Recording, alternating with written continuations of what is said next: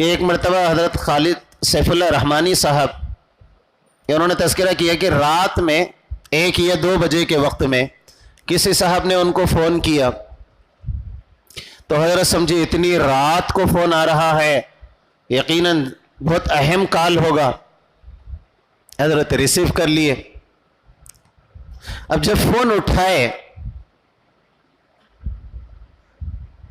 تو سامنے والوں نے کہا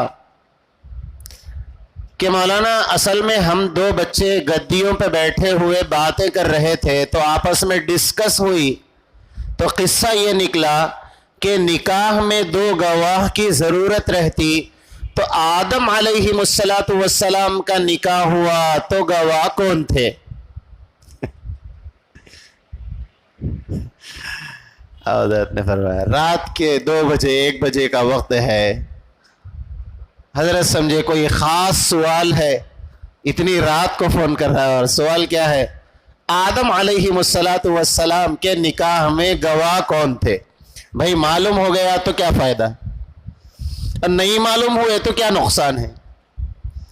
تو حضرت نے فرمایا کیا جواب دینا ہے؟ تو حضرت نے فرمایا اصل قصہ یوں ہے کہ جب حضرت آدم علیہ السلام کا نکاح ہوا، اتفاق سے میں بھی وہاں نہیں تھا۔ پھر حضرت نے کال کاٹ دی۔ اس سے یہ سمجھ میں آیا کہ ہم سوالات بھی کریں تو جس میں دین اور دنیا کا کوئی فائدہ ہو تو وہ سوال ہے، بیجا سوال، اور وہ بھی گدیوں پر بیٹھ کر رات کے 2 بجے مناسب نہیں ہے، اور خاص کر اللہ والوں سے ایسے سوالات۔ بہر کیف درمیان میں چونکہ حضرت کا مقولہ درمیان میں یاد آیا تھا تو میں نے عرض کر